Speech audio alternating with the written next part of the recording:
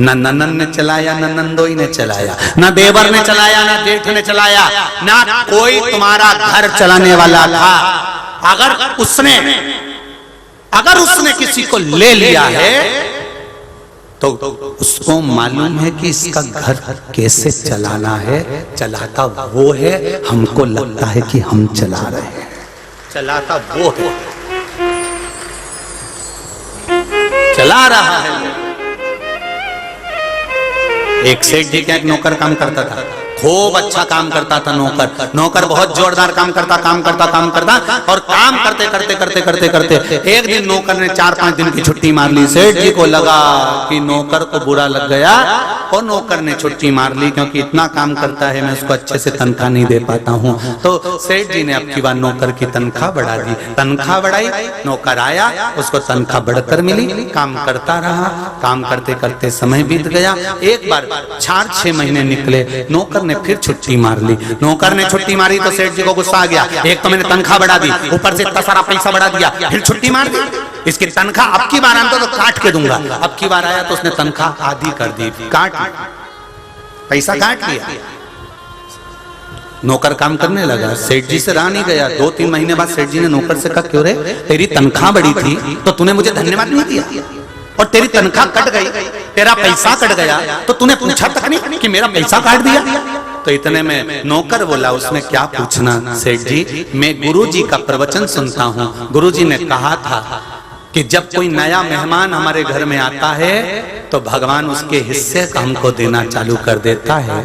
गुरुजी ने कहा है जब कोई घर से जाता है तो भगवान उसके हिस्से का भी छुड़ा लेता है। उसी तरह जब मैंने पहली छुट्टी मारी थी तब मेरी पत्नी के गर्भ से बेटे ने जन्म लिया था। उस समय मेरी तनख्वाह बढ़ गई थी तो मैं समझ गया कि भगवान ने एक के हिस्से का और देना चालू कर दिया, एक के हिस्से का और देना चालू कर दिया। दूसरी बार आपने तनख्वाह काट ली मेरी छुट्टी में, मेरी माता के प्राण छूट गए थे, मेरी माँ मर गई थी। तब मैं आया, तनख्वाह कम मिली तो मैं समझ गया था कि गुरुजी ने कहा था कि जब हिस्सादार चला जाता है तो उसका हिस्सा भी खत्म हो जाता है। माँ चली गई इसलिए मेरी तनख्वाह कम हो गई।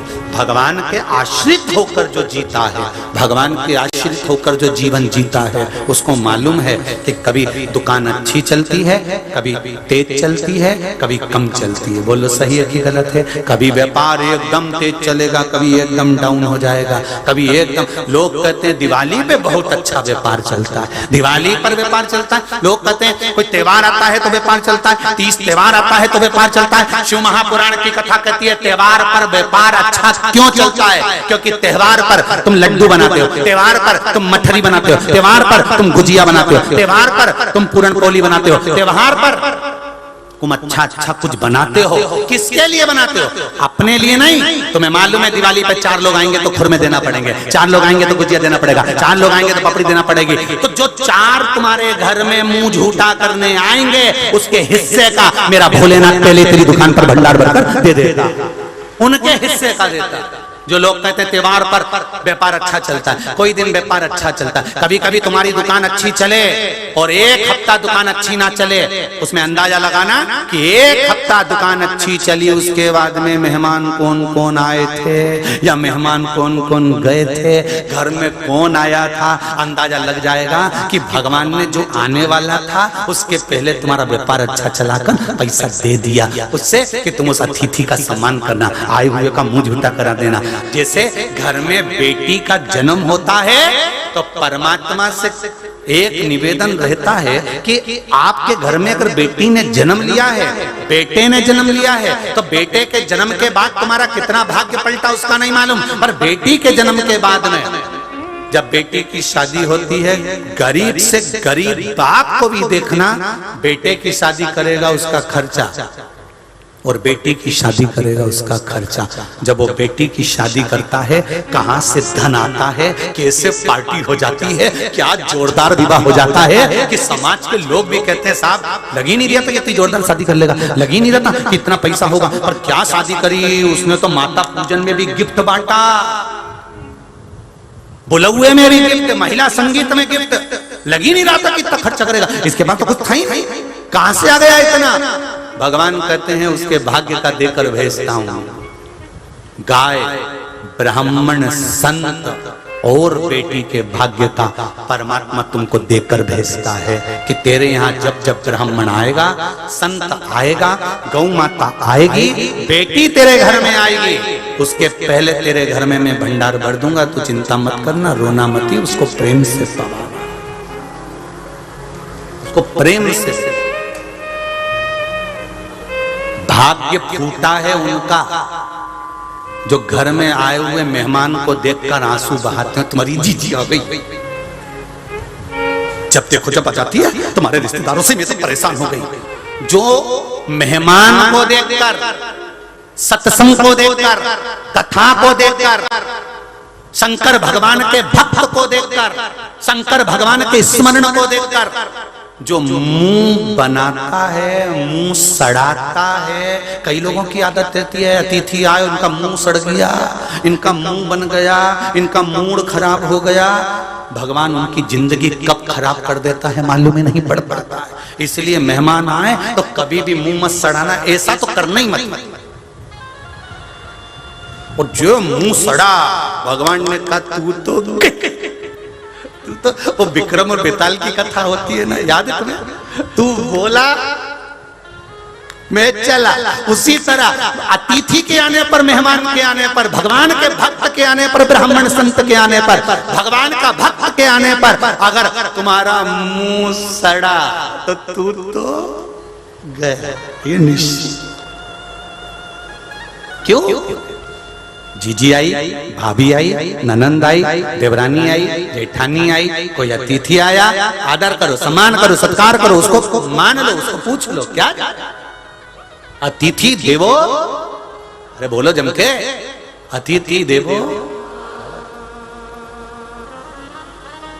कई लोग बाहर से आए हुए अतिथियों के लिए 2000 लोग कल पंडाल में थे रात्रि को।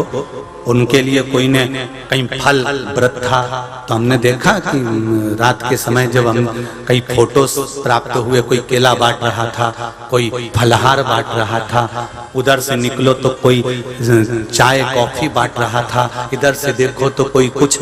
धन्य है परली बैजनाथ की धरा और धन्य है आपका भाव। ये लुटाने का मौका मिला था। 7 दिन, आज 6ठा दिन हो जाएगा, कल कथा समापन हो जाएगी, सब अपने घर चले जाएंगे। अपनी तिजोरी का माल कुबेरेश्वर बाबा के बाबा से भाव से, ये परली बैजनाथ के भाव से शंकर के भक्तों पर, शिव के गणों पर लुटाने का मौका मिला था।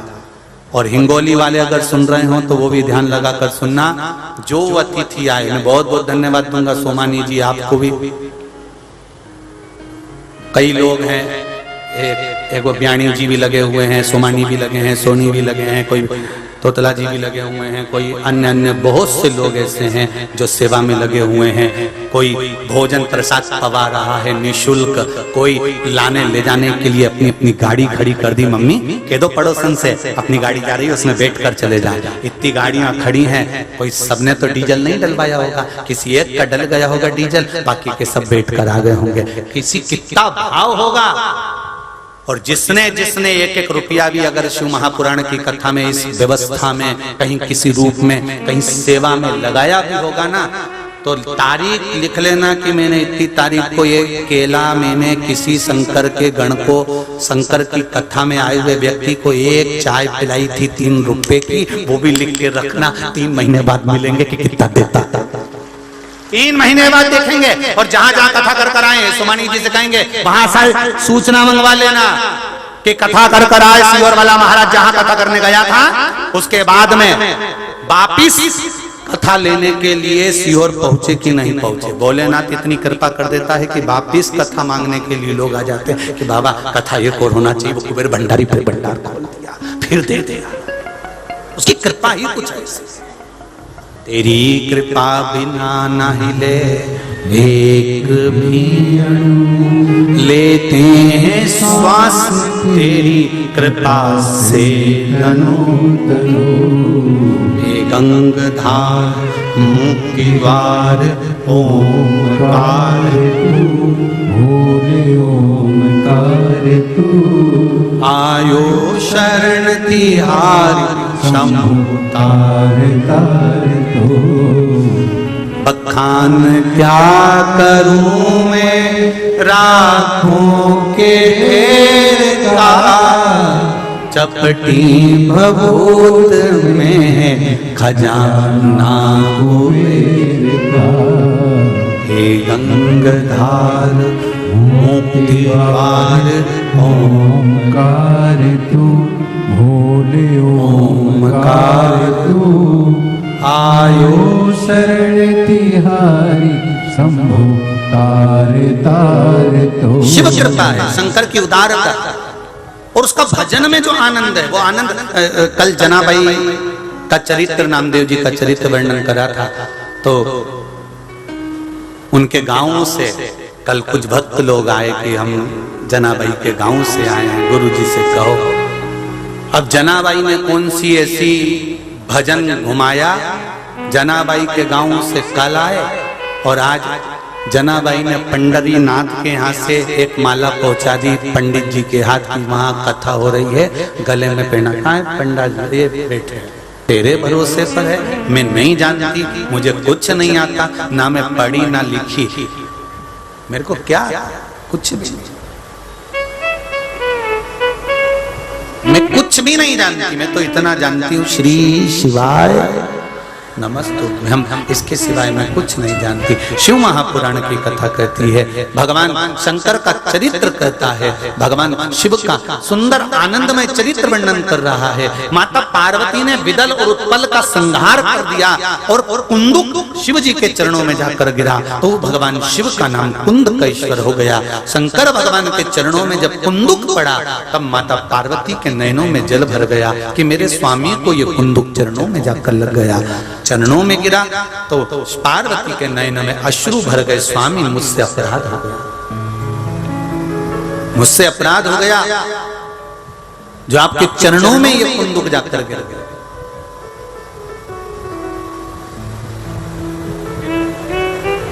बहुत शंकर भगवान पर चढ़ा हुआ एक बेलपत्र भी मंदिर में पड़ा हुआ है और हम उसको लांग कर चले जाते हैं तो उसका अपराध है।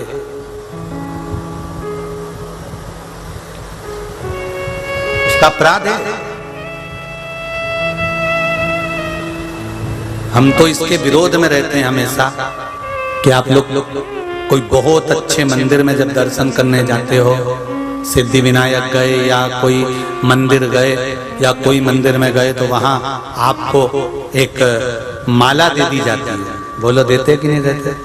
वो माला भगवान की चढ़ी हुई माला तुमने गाड़ी के सामने बोनट पर टांग देते हैं, गाड़ी दौड़ती है, फूल जमीन पर गिरते गिरते गिरते गिरते तक चले जाते हैं और वो भगवान के गले की माला का अपराध हो जाता है। देव ऋषि नारद से हुआ था एक अपराध, तो चंद्रभागा नदी के तट पर जाकर प्रायश्चित करना पड़ा था देव ऋषि नारद को। देव ऋषि नारद ने कामदेव को जीत लिया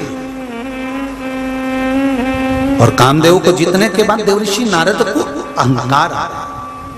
सबसे पहले देव ऋषि नारद काम को जीतने के बाद शंकर भगवान के सामने गए और भगवान शिव जी के सामने जाकर खड़े हुए। शंकर भगवान ने कहा बैठो नारद जी। नारद जी बोलते मैं बैठने नहीं आया हूं, मैं यहां बैठने नहीं आया हूं।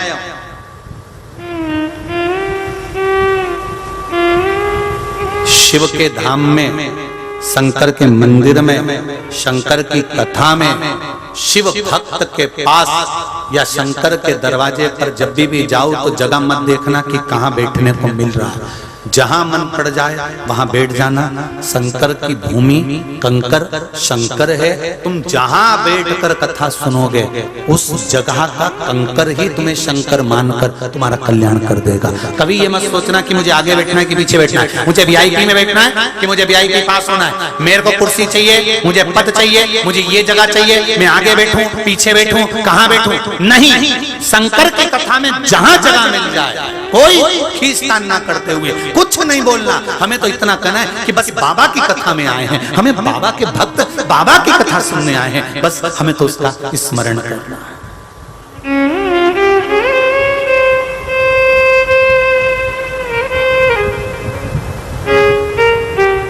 बम बोल का नारा है, बाबा एक सहारा, इसके सिवाय कुछ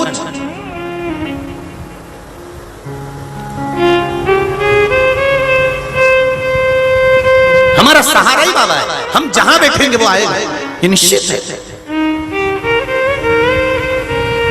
पहुंचेगा।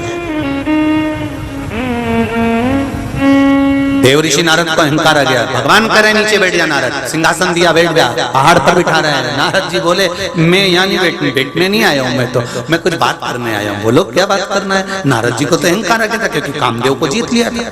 तो नारद जी ने आते से कहा कि प्रभु मेरे को आपसे बात करना है, बोलो क्या बात करना है? मैंने कामदेव को जीता, आप नहीं जीत पाए। शंकर भगवान के दिल से पूछो कि कामदेव को क्यों नहीं जीता? क्या शंकर भगवान काम को नहीं जीत सकते थे? 33 कोटि देवी देवताओं में एक एक देवताओं की पूरी लीला निकाल कर देख लीजिए, सारी पुराणे उठा कर देख लीजिए। भगवान विष्णु की भी पुराण उठाओ, ब्रह्मा जी की भी पुराण उठाओ, विश्वकर्मा जी की भी पुराण उठाओ, इंद्र की भी उठा लो, जिस जिस देवता की पुराण उठाना उठा के देख लो। सारे देवताओं में अगर सही रिश्तेदारी, सही संबंध किसी ने निभाया है तो मेरे देवाधिदेव महादेव ने निभाया है। शंकर भगवान के सिवाय कोई संबंध नहीं निभा सकता, कोई रिश्तेदारी नहीं निभा सकता। क्या शंकर भगवान कामदेव का क्यों भस्म करा? क्यों समाधि तोड़ दी? शंकर भगवान ने अपनी खुद की समाधि तोड़ी है। कामदेव को जीते नहीं है शंकर भगवान, क्यों कामदेव को नहीं जीतता है? देव ऋषि नारद क्या जानोगे तुम कि शंकर भगवान ने क्यों समाधि तोड़ दी, क्यों कामदेव को नहीं जीत पाए? क्योंकि शंकर भगवान सती के पति हैं तो कामदेव रति का पति है। साडू भाई आया था, आंख नहीं खोलते तो क्या खोलते? साडू भाई आया है तुम्हारे यहाँ, तुम्हारी पत्नी के बहन का पति आए और तुम सोते रहो, फिर देखो जगदम्बा को, फिर देखो उठ रहे हो। सुनो, वो मेरी बहन है ना, उसका पति आया है, बाहर बैठे हैं सोफे पर, कम से कम मिल तो लो, इतनी दूर से आए हैं बेंगलोर से, तुम्हारे को सोने से फुर्सत नहीं, उठ रहे तो नहीं उठ रहे? इतनी सुबह से आ गया? नहीं, रात को आते, उठ जाओ जल्दी से और जाके बैठ जाओ। बेचारे ने मुंह भी नहीं धोया। और भाई कैसे हो? बढ़िया। बहुत जल्दी नहीं आ गया? इतने में पत्नी का मुंह देख रहे थे, जैसे कुछ बोलता तो पत्नी सामने खड़ी थी। शंकर भगवान को मालूम है कामदेव आया है, और अगर मैं सारे देवता आए तो मैंने नेत्र नहीं खोला। खोला क्या? खूब बाणों पर बाण चलाए, नहीं खोला। तब शंकर भगवान ने देखा कि अब कामदेव आया है, अब तो मुझे समाधि तोड़ना पड़ेगी। दुकान पे से रिश्तेदार आए तो दुकान छोड़कर तो आना पड़ेगा, नहीं आएंगे तो ये दुकान पे आ गई तो आफत खड़ी कर देगी, इसलिए दुकान पे से जाना। फोन आया, सुनो मेरी बहन का पति आया है, कितनी देर में आ रहे हो? कौन? अच्छा वो बेंगलोर वाला, अच्छा वो पुणे वाला, हाँ अभी आया, बस नहीं जाता तब मालूम पड़ता। इसलिए दुकान नौकर से कहा मैं आ रहा हूँ आधा घंटा में। सेठ जी पहली बार दुकान छोड़ रहे हो? तो पहली बार तो वही आया, नहीं जाऊंगा तो आफत हो जाएगी। तू समाज में आया, सेठ जी तू ऐसा कौन आ गया? कोई वीआईपी आया है? अरे पूछे ही मती, जगदम्बा की बहन का पति आया। अभी के कौन बताया?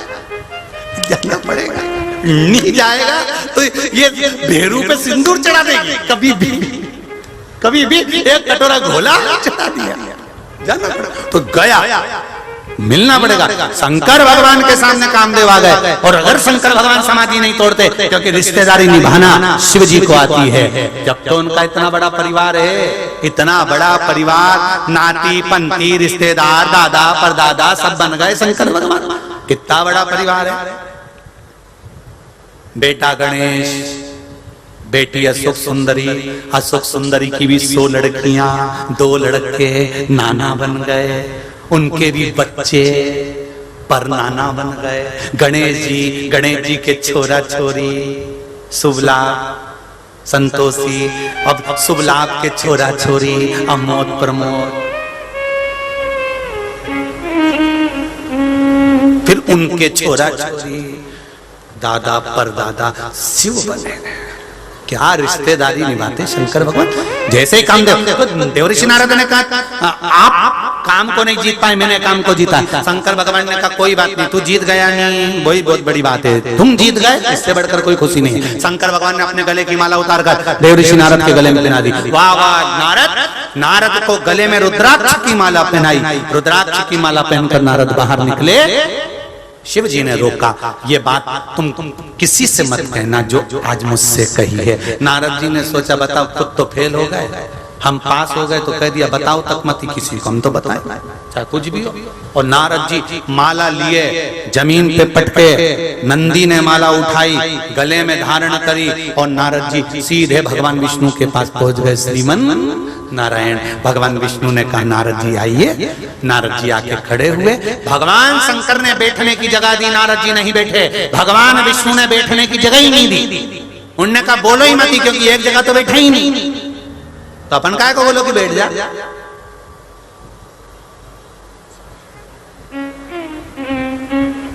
नहीं बोलो। नारद जी ने कहा प्रभु हम आपके यहाँ वैकुंठ में आए और तुम हमको बैठने के लिए सिंहासन नहीं दे रहे हो। भगवान विष्णु ने मन में सोचा जहाँ बैठना था वहां बैठा नहीं और यहाँ बैठने के लिए आया। वैकुंठ में कौन कितनी देर बैठता है, कैलाश में तो तुम्हारी मर्जी हो, शंकर जी के मंदिर में तुम्हारी मर्जी हो, उतनी देर बैठ लो, कोई मतलब नहीं। पर जिस मंदिर में सोना चांदी जड़ा हीरा पन्ना जड़ा उस मंदिर में कौन तुमको बैठने देगा बहुत देर तक। चलो बाहर निकलो, कौन बैठने देगा। वैकुंठ में तुम कितनी देर बैठ सकते हो, जितनी देर तुम्हारा पुण्य है। जितना तुमने पुण्य करा होगा उतनी देर वैकुंठ में बैठ सकते हो। तुम्हारी बैटरी जितनी चार्ज होगी, बल्ब पंखा इन्वर्टर से उतनी देर चला सकते हो, उतनी देर चले, उतनी देर तुम बैठो। भगवान ने सिंहासन नहीं दिया। भगवान बोले तुम अभी शंकर जी के यहाँ गए थे तो वहां पर तुम बैठे नहीं, तो हमने सोचा कि तुम यहाँ भी नहीं बैठोगे इसलिए हमने नहीं दिया। अच्छा प्रभु कैसे आना हुआ, बस बताने आया था आपको कुछ, क्या कि मैंने कामदेव को जीत लिया। जिस कामदेव को जीता, जिसको शंकर भगवान नहीं जीत पाए उसको मैंने जीता है। शंकर भगवान का जो निंदा सुनी, शिव जी की जो निंदा सुनी, भगवान विष्णु की आंखों से जल बहने लगा। लक्ष्मी जी ने पूछा नाथ क्यों रो रहे हो। भगवान विष्णु कहते हैं शिव जी की निंदा सुन ली है। शंकर की निंदा सुनने वाला और शंकर की निंदा करने वाला, इन दोनों को पशु की योनि में जाना पड़ता है। पशु का मुख लग जाता है, पशु का मुख। हाँ, भगवान विष्णु ने कहा शंकर की निंदा सुन ली है मैंने। हम कई बार कथा में कहते हैं, आज फिर कह रहे हैं, शंकर की निंदा, शिव भक्त की निंदा, शंकर के अनुमोदन की निंदा, शिव स्मरण की निंदा कभी नहीं सुनना। कोई व्यास पीठ पर बैठ कर भी शंकर की निंदा कर रहा हो या शंकर के भक्त की निंदा कर रहा हो तो खड़े होकर बोल देना महाराज हम कथा सुनने आए हैं, निंदा सुनने नहीं आए। आप निंदा मत करो, जो जिसका कर्म भोगेगा। कबीरदास जी ने लिखा है गुरु की करनी गुरु भरेगा, चेला की करनी चेला उड़ जाएगा हंस अकेला। तो क्यों व्यासपीठ पे बैठ के निंदा करते हो महाराज। तुम्हारे हाथ जोड़े, हमें निंदा मत डालो। हमारे कान अगर निंदा सुनेंगे, भगवान विष्णु ने शंकर की निंदा सुन ली थी। इतनी सी बात भगवान देवऋषि नारद ने कही थी कि जिस कामदेव को शंकर नहीं जीत पाए उसको मैंने जीता है। बस इतनी सी बात के पीछे भगवान विष्णु का सिर कट गया था और घोड़े का मुंह लग गया था। हयग्रीव अवतार। और नारद जी को भी भोगना पड़ा था। नारद जी को भी बंदर का मुंह लग गया था। केवल निंदा करी और बंदर का मुंह लग गया। निंदा सुनी इसलिए सिर कट गया और घोड़े का मुख लग गया। हयग्रीव अवतार लेना पड़ा भगवान विष्णु को केवल निंदा सुनने के कारण।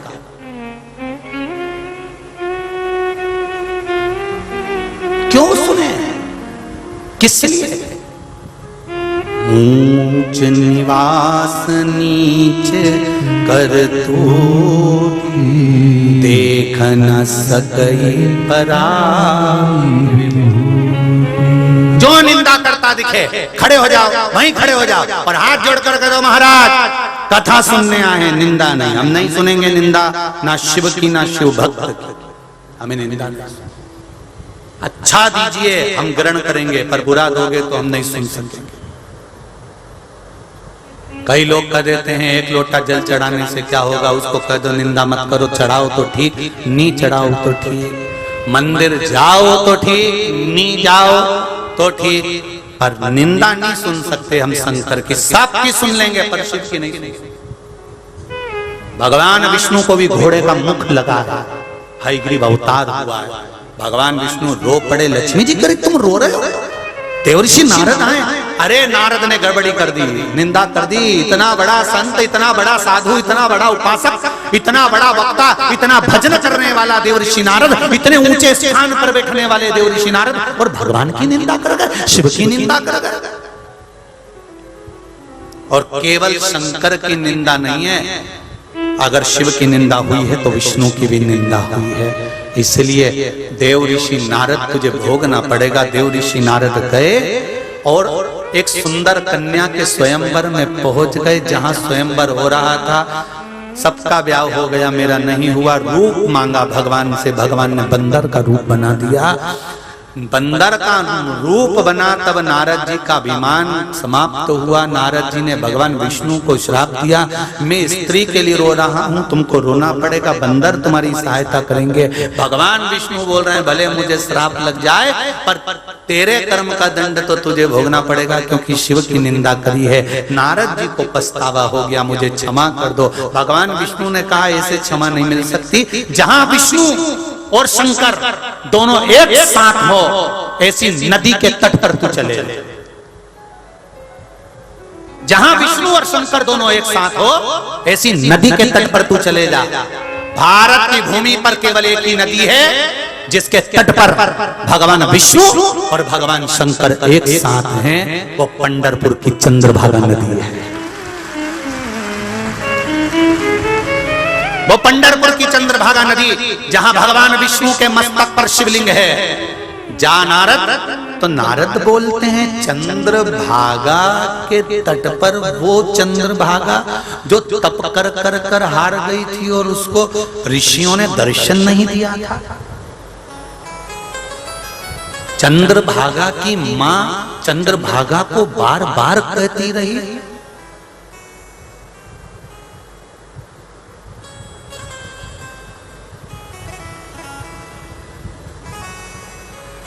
चंद्रभागा का चरित्र, चंद्रभागा नदी का चरित्र यूट्यूब पे डला होगा। कमलापुर में कथा करने आए थे मां कमला के मंदिर में, शायद 12-15 साल हो जाना चाहिए, इससे पहले की बात होगी। कमलापुर आए थे, तब हमने चंद्रभागा नदी का पूरा चरित्र वर्णन करा था कि चंद्रभागा नदी की माँ का नाम क्या है, पिता का नाम क्या है, चंद्रभागा कब बड़ी हुई, कब तप करा, कब साधना करी, किन ऋषियों के साथ बैठकर तप साधना करी, और उसके बाद चंद्रभागा फिर पंढरपुर गई। तो पूरा चरित्र बचा है कमलापुर की कथा में। अगर आप यूट्यूब पर सुनेंगे तो निकल जाएगा, आप सुनिएगा उसको कि चंद्रभागा नदी की माँ कौन थी, पिता कौन थे, चंद्रभागा ने कितना तप करा था। तो देवर्षि नारद करें वो चंद्रभागा जिसकी माता समझा रही थी और चंद्रभागा को ऋषियों का दर्शन नहीं हुआ था, वो चंद्रभागा क्या मेरे पाप को धो देगी? भगवान नारायण ने कहा सुनो नारद, चंद्रभागा ने फिर नारायण और शिव का भजन करा तो ऋषियों का भी दर्शन हुआ और चंद्रभागा को वर मिला कि सुन चंद्रभागा, जहां शंकर का शिवलिंग भगवान विष्णु के साथ विराजा होगा, उस भूमि के सम्मुख में तू निकल कर जाएगी, नारायण और शिव की दृष्टि तेरे पर पड़ेगी। जो चंद्रभागा नदी पंढरीनाथ मंदिर से बहुत दूर दिखती है, ये तो दूर अब कर दी है, नहीं तो पहले हरि विठ्ठल के मंदिर के ठीक सामने से चंद्रभागा निकल कर जाती थी और हरि विठ्ठल पर उसकी दृष्टि पड़ती थी चंद्रभागा नदी पर। पुराना इतिहास देखना, पुराने चित्र देखना, आपको दर्शन करने को मिलेंगे। हरि विठ्ठल और भगवान शंकर की दृष्टि चंद्रभागा नदी पर पड़ती थी। चंद्रभागा ने तब साधना कर मांगा था भगवान शंकर और भगवान विष्णु से कि आप मेरे तट पर विराजमान हो और ऐसी कृपा करो कि गंगा, यमुना, सरयू, मंदाकिनी, जितनी जितनी पवित्र नदियां हैं, वो नदियां भी मेरे दर्शन को आए और उनका भी कल्याण हो जाए। ये चंद्रभागा को भगवान विष्णु का वर दिया था। भगवान विष्णु का वर है चंद्रभागा नदी को।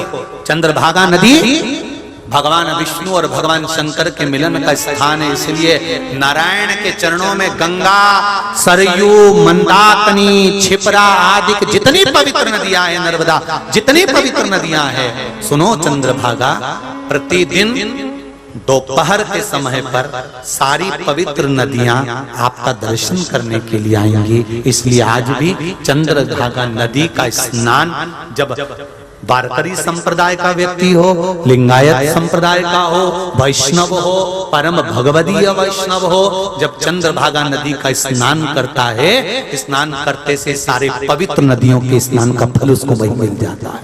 वहीं पर चंद्रभागा के पवित्र दर्शन मात्र से, चंद्रभागा के मात्र स्नान से पुण्य। तो देवऋषि नारद करें, मैं चंद्रभागा के तट पर जाऊं, हाँ वहां जाकर मुझे क्या करना है, तो के तप कर। तब कैसे करूं? चंद्रभागा की बालू रेत का शिवलिंग बना, उसका पूजन कर। चंद्रभागा का जल लाकर बालू रेत के शिवलिंग पर चढ़ा, क्या होगा? पूर्व का किया गया पाप छिन्न हो जाएगा। आज भी नियम है, चंद्रभागा के नदी का कंकर, चंद्रभागा की बालू का बनाया गया शिवलिंग और चंद्रभागा का चढ़ाया गया जल हमारी 71 पीढ़ी को तार देता है। अगर कोई उलझा भी पड़ा हो तो पार उतर जाता है। साधारण नहीं चंद्रभागा का जल।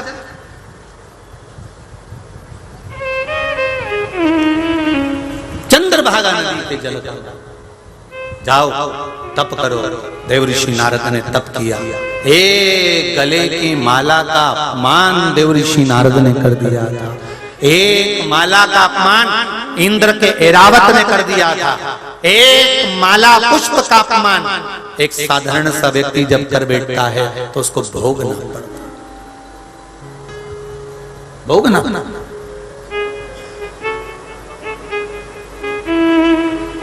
बहुत बड़ी, बहुत मूल बात का स्मरण रहे।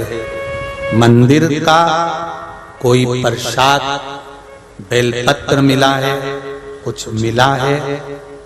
बेलपत्र तो औषधि के रूप में पाया जा सकता है, पुष्प मिला है, संभाल कर रखो तो ठीक, नहीं तो मंदिर में ही किसी स्थान पर उसको रख कर जाओ कि बाबा हम संभाल नहीं सकते, या फिर कोई पवित्र नदी में उसका विसर्जन हो जाए, कोई पवित्र।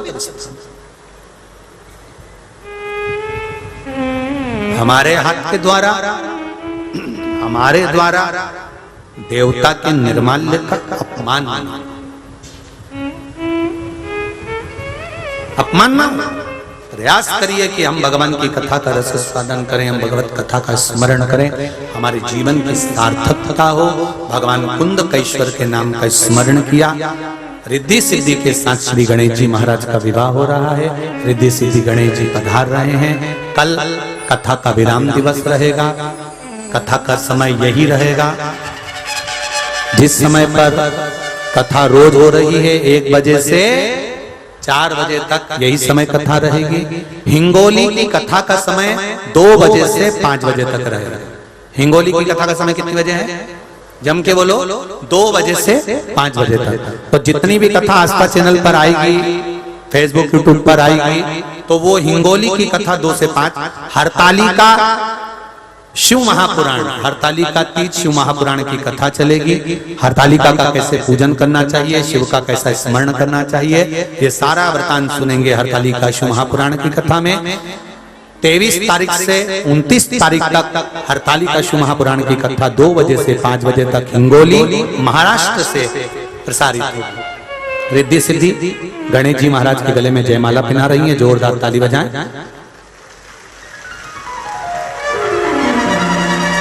अब गणेश जी महाराज रिद्धि सिद्धि के गले में जयमाला दे रहे हैं, जोरदार ताली बजाइए। रिद्धि सिद्धि अपने गले की माला निकालकर वापिस श्री गणेश जी महाराज के गले में डालती हैं। चारों तरफ आनंद समाहित होता है। गणेश जी महाराज ने रिद्धि सिद्धि के कंधे पर अपना हाथ रखा है, दोनों को दाएं बाएं लिया है। जोरदार ताली बजाकर रिद्धि सिद्धि का सम्मान करते हुए थोड़ी सी सूचना आशीष जी दे रहे हैं। उसके बाद में आरती का क्रम होगा। कल कथा का विराम दिवस रहेगा। भाव भक्ति से आनंद के साथ कथा रस तत्व को ग्रहण कर अपने जीवन को सार्थक बनाएं। हर हर महादेव। जय जय श्री राधे। सभी भक्तों को हर हर महादेव, सदा जय श्री कृष्णा, श्री शिवाय नमस्तुभ्यम।